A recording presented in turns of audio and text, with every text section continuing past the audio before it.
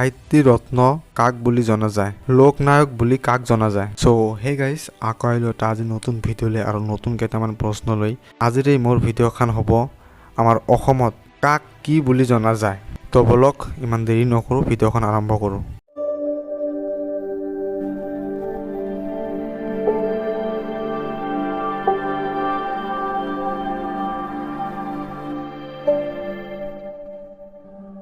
ধৱনী কবি বুলি কাক জনা যায়?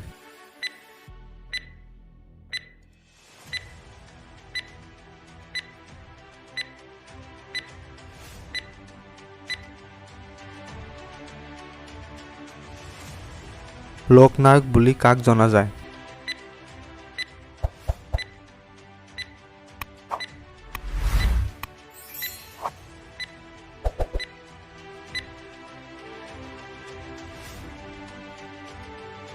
নিজৰাৰ কবি বুলি কাক জনা যায়?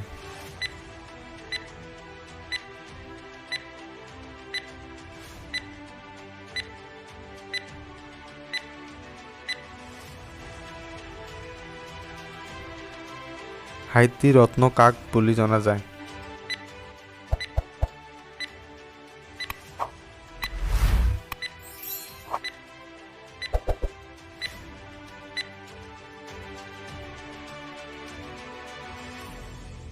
অসমৰ বীৰবাল বুলি কাক জনা যায়?